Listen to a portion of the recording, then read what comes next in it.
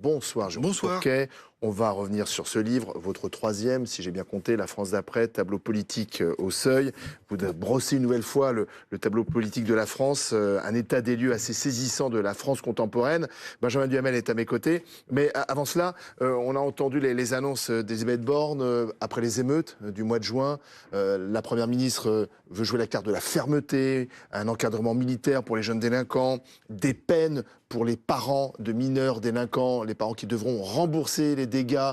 Cette fermeté, les Français la réclament véritablement, c'est-à-dire qu'on est obligé d'y répondre.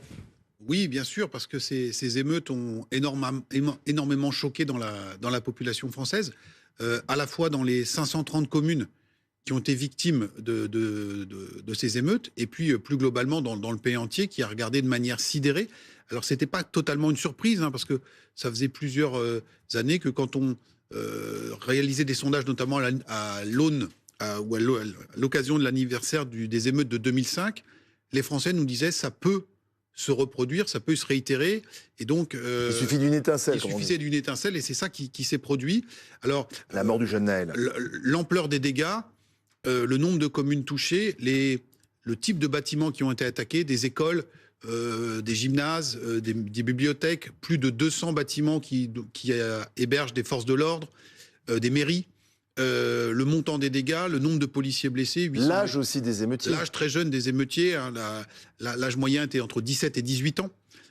Donc tout ça a créé un choc très fort dans la population. Et donc, après plusieurs mois de réflexion et de diagnostic, on a ces annonces qui tombent et qui sont placées sous le signe de la fermeté, effectivement. Oui, ce qui avait frappé aussi, c'est que ce n'étaient pas forcément les quartiers traditionnels, c'est-à-dire les quartiers à difficulté, à problème, comme on dit, qui étaient touchés, mais des villes moyennes. D'ailleurs, la Première ministre a rappelé qu'un tiers des quartiers touchés n'étaient pas dans le zonage habituel des quartiers prioritaires. Oui, alors on a quand même une typologie de quartier assez classique. Hein, on regarde dans les communes ou des quartiers assez pauvres. Par contre, ce qui est vrai, c'est que sur les 530 communes qui ont été touchées en 2023, 100 n'avaient pas connu d'épisodes de violence urbaine ou d'émeutes urbaines en 2005, avec ce qu'on pourrait appeler une espèce d'extension ou de diffusion du domaine de l'émeute, notamment dans des villes moyennes. Donc la ville emblématique, c'était Montargis, par exemple, et autres nouveautés dans des villes de taille parfois plus importante, typiquement à Marseille. Alors qu'en 2005, les émeutes avaient été cantonnées dans les quartiers sensibles, et Marseille avait été même moins touchée que d'autres villes du territoire. Cette année, les centres-villes ont été aussi l'objet de déprédation, notamment avec des opérations de pillage et de raids, ce qui là aussi a traumatisé la population. Oui, on est tranquille nulle part, en fait, c'est ça. Alors, C'est ce que disent les Français. C'est ce que les Français pensent, que ça peut se reproduire, qu'il n'y a plus de villes qui soient totalement épargnées de ce phénomène. Ce qui a aussi beaucoup marqué les esprits, c'est qu'alors qu'en 2005, il avait fallu 2 ou 3 jours pour que les émeutes sortent du périmètre de Clichy-Montfermeil où étaient décédés les jeunes Zied et Bouna. Là, avec les réseaux sociaux, instantanément, le feu, si je puis dire, a pris un peu partout sur le territoire. Tout ça s'enchasse aussi, et tout ça n'est pas sans lien avec une actualité que vous avez abondamment commentée cet été sur l'incrustation du trafic de drogue dans de très nombreux quartiers, avec des règlements de compte dans de très nombreuses villes. Notamment. À Nîmes notamment, le quartier Pisevin, mais aussi à Besançon, à Limoges, où aujourd'hui, l'usage de la Kalachnikov n'est plus l'apanage des quartiers nord de Marseille ou de la Seine-Saint-Denis. On en entend parler à Nantes, par exemple. Et donc, les Français font aussi le lien avec cette idée d'une perte de contrôle par la puissance publique de quartiers entiers, soit qui seraient sous la coupe de trafiquants, soit qui seraient le théâtre d'émeutes. Et on voit le lien entre les deux, puisque de l'avis de nombreux policiers, certes, la puissance, le déploiement de forces de l'ordre massives a permis de faire redescendre la température dans les quartiers, mais que le rôle des dealers a aussi été central pour que le calme revienne, parce que trop de troubles nuisaient, excusez-moi, à l'activité du trafic. Oui, vous parlez de ce trauma qu'ont représenté les émeutes de cet été et de cette réponse de fermeté. Est-ce que les Français sont prêts à entendre aussi qu'il peut y avoir une réponse sociale en termes de politique de la ville? Ça, ce sera vraisemblablement demain. Ou est-ce que on est désormais dans une sorte de voilà, d'environnement où ils ne peuvent entendre que la réponse de fermeté et au fond, ils ne veulent pas qu'il y ait de nouveau ce que certains ont appelé la politique du chéquier. Alors, je pense les Français sont en attente aussi d'une réponse qui soit plus complète, mais que la réponse initiale devait d'abord être celle de la fermeté pour aller ensuite sur d'autres types de réponses.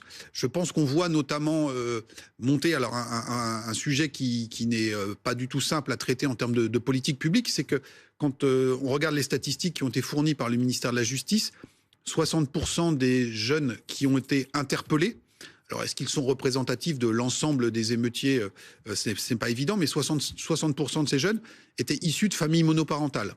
Et donc par exemple, quand on dit on va couper les allocations familiales aux familles qui n'ont pas été capables de, entre guillemets, tenir leurs gamins, on voit aussi la difficulté. Donc il y a une attente également que la puissance publique ou les services publics agissent pas uniquement sur le côté sécuritaire.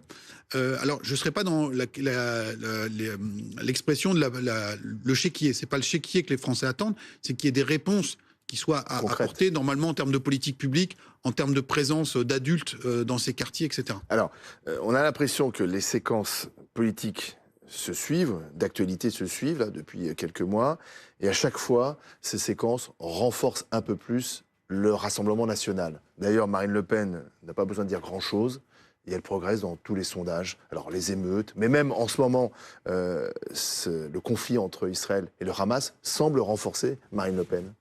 Oui, alors ça renvoie. J'essaie de traiter de ce sujet dans le livre, dans la dernière partie du livre, alors qui a été rédigé avant l'été.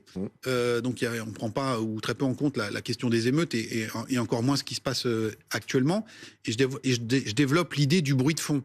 Hein, c'est-à-dire qu'on a un espèce de bruit lancinant traité par l'actualité, les réseaux sociaux, les chaînes d'infos en continu, alors qui n'inventent pas les situations ou les faits, mais qui se caractérisent. Donc on a parlé des règlements de compte liés au trafic de drogue, des violences urbaines. Donc rappelez-vous toutes les émissions qui ont pu être faites sur les rodéos urbains, par exemple, sur les refus d'obtempérer, sur l'usage des mortiers.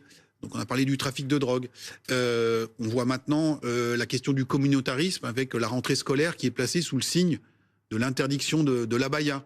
Vous avez aussi des prises de position politiques. On décide d'inviter Médine, un rappeur controversé, à certaines universités d'été. Donc ça fait une semaine de polémique. Et puis ensuite, maintenant, on a ce drame en Israël, puis le conflit palestino-israélien. Et un nouvel attentat en France avec la mort de ce professeur à Arras. Tout à fait. Et donc, voilà, on a, si vous voulez, deux grands schémas pour comprendre les dynamiques d'opinion. Soit on a des événements traumatiques qui vont faire basculer dans un sens ou dans un autre. Et les attentats aussi brutaux et aussi sanglants que ceux que nous ayons connus ne s'inscrivent pas totalement dans cette dimension-là. Soit c'est la lente tectonique des plaques, et c'est, encore une fois, cette idée de bruit de fond qui progressivement fait bouger les lignes. Alors là, vous parlez de la séquence de cet été. Moi, j'ai essayé de reprendre la période 2002-2022. Pourquoi 2002 ? Bien évidemment, c'est Jean-Marie Le Pen qui accède au second tour de l'élection présidentielle et qui fait 18% face à Marine Le Pen. Ah, excusez-moi, je suis fatigué. Jacques Chirac. Et sa fille, Marine Le Pen, 20 ans plus tard, fait 41,5% des voix. À l'époque, du double. Jacques Chirac avait 20 millions de voix d'avance sur Jean-Marie Le Pen. En 2017, Emmanuel Macron avait 11 millions de voix d'avance sur Marine Le Pen.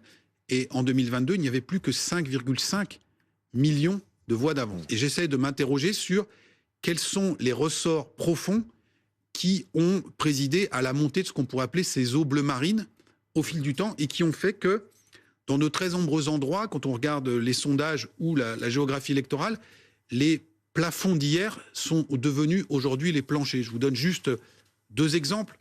Si on prend sondagièrement parlant les choses, prenons la génération qui avait entre 18 et 24 ans en 2002, qui a massivement défilé dans l'entre-deux tours au cri d'une chanson célèbre des Berruriers Noirs qui disait « La jeunesse emmerde le Front National ». Cette tranche d'âge avait voté à 7% au deuxième tour pour Jean-Marie Le Pen. Elle a aujourd'hui entre 38 et 44 ans. L'année dernière, elle a voté à 47%, plus 40 points, pour Marine Le Pen. Elle a oublié la chanson des Berruriers Noirs. Elle n'emmerde plus autant le Front National. Il s'appelle aujourd'hui le Rassemblement National. Alors cette classe d'âge a vieilli. C'est Marine Le Pen, c'est pas Jean-Marie Le Pen, mais ça dit des choses. Autre exemple, Si on regarde la façade ouest du pays, ce que j'appelle la diagonale bucolique, donc vous partez du sud de l'Aveyron jusqu'au centre de la Bretagne, une France assez peu urbanisée, assez peu de problèmes de délinquance. Tranquille. Voilà, la France préservée, la France abritée. En 2002, dans tous ces endroits-là, Jean-Marie Le Pen est entre 10 et 12% au deuxième tour. L'année dernière, dans tous ces endroits-là, Marine Le Pen est à minima à 40%. Et donc, 40%, c'est les scores que son père obtenait 20 ans avant dans le Vaucluse, dans les zones de force. Dans les zones de force. Et donc, encore une fois, les plafonds sont devenus les planchers. Il y a quand même un plafond de verre, vous l'expliquez. Il y en a plusieurs. Alors celui-là, notamment, il y a des verrous et des plafonds. C'est le vote des boomers. Oui, c'est-à-dire que les boomers, c'est-à-dire en gros les personnes de plus de 55, 65 ans, 70 ans, votent massivement Macron et avaient du mal quand même à voter pour Marine Le Pen. Oui. Est-ce que ça change ça? Alors, c'est des scores qui sont encore relativement faibles pour Marine Le Pen. Parce que c'est des gens qui votent beaucoup. Hein. Et qui sont nombreux. Oui, on a un pays qui vieillit. Et si on reprend l'analyse par cohorte générationnelle, ils votaient déjà très peu pour Jean-Marie Le Pen il y a 20 ans. Et la progression dans cette tranche d'âge n'a été que de 10 points, alors qu'elle est de 40 points chez les plus jeunes. Donc ça, les boomers, c'est effectivement... alors comment on peut l'expliquer? Eh bien, c'est une population qui s'était déjà structurée, si vous voulez, politiquement, il y a 20 ans, et qui aujourd'hui est à la retraite, qui est relativement protégée socialement, et qui n'a pas tellement évolué sur ses fondamentaux. Il y a un deuxième verrou très important pour le Rassemblement national, c'est les habitants des grandes villes. Alors typiquement Paris. Oui. Paris, en 2002, Jean-Marie Le Pen fait 10% à Paris au deuxième tour, quand il fait 18% au niveau national. L'année dernière, Marine Le Pen a fait 15% à Paris, 5 points de gagné en 20 ans, quand au niveau national, elle était à 41,5%. Et donc le score est à peine plus élevé à Lyon, à Bordeaux, à Nantes. Et donc ce vote des grandes métropoles, il y a quand même beaucoup de monde dans ces grandes métropoles, plus celui des boomers, ce sont deux verrous sur la route de l'accession au pouvoir pour Marine Le Pen.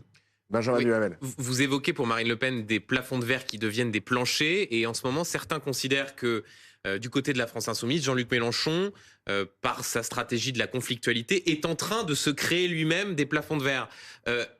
Est-ce qu'au fond, vous diriez que Jean-Luc Mélenchon, aujourd'hui, se met dans une situation comparable à celle qui était celle de Jean-Marie Le Pen il y a 20 ou 30 ans? On a un peu ce sentiment-là, c'est-à-dire un positionnement très anti-système, avec un élément qui est très distinctif de ce point de vue-là, c'est la question de l'antisémitisme. Et donc là encore, si on fait un travelling arrière, 1990, c'est la profanation du cimetière juif de Carpentras, émotion immense dans le pays, très grande manifestation. À laquelle participe le président François Mitterrand. Président en exercice. Et ce qu'à l'époque on n'appelait pas l'arc républicain se constitue spontanément pour faire barrage à l'antisémitisme et pointer du doigt la responsabilité du Front National, dont dès le début on dit que c'est des militants du Front National qui ont fait le coup. Et c'était pas eux. La veille de la découverte de cette profanation, Jean-Marie Le Pen était sur un plateau télé en disant les Juifs ont quand même beaucoup de pouvoir dans les médias. Et donc un an avant, il y avait eu Durafour crématoire. 2 ans avant, le point de détail de l'histoire pour les chambres à gaz.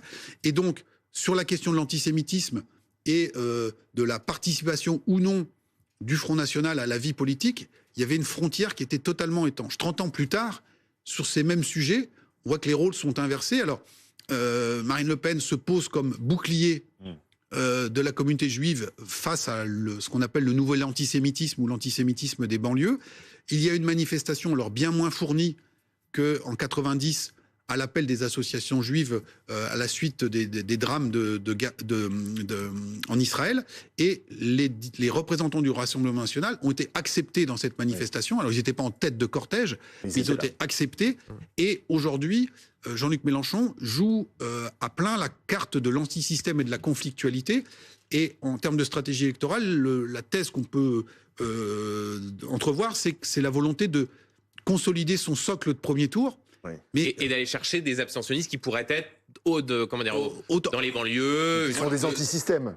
Antisystèmes. Et un vote musulman, pour dire les choses.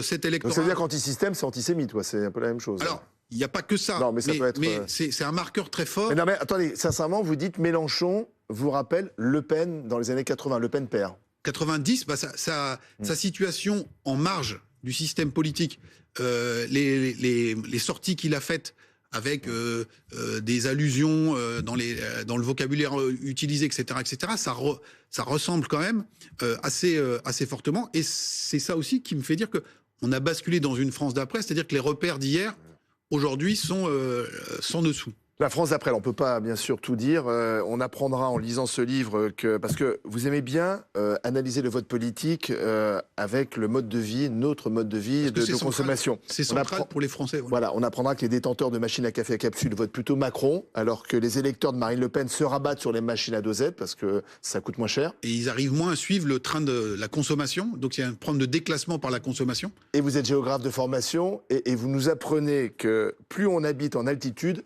plus on vote Jean Lassalle. Oui, tout à fait. Alors là aussi, on voit comment il y a des choses assez nouvelles, rapport à la consommation, des nouveaux comportements politiques. Et puis il y a des vieilles couches culturelles régionales qui demeurent. Et donc Jean Lassalle, qui ne faisait pas mystère de son ancrage dans les Pyrénées, de son statut de berger, a parlé à cet électorat des montagnes, notamment des montagnes du Sud. Et vous voyez aussi que le vote Lassalle, sa carte correspond assez bien à l'ancienne carte du Pays d'Oc. C'est-à-dire qu'il a un accent et donc au nord de la Loire, on a un peu plus de mal à le comprendre. Il y a une corrélation aussi entre les abonnés à valeur actuelle et le vote Zemmour. Voilà, alors ce sera un peu moins surprenant pour les connaisseurs. Merci Jérôme Fourquet. La France d'après aux éditions Seuil, tableau politique, c'est passionnant.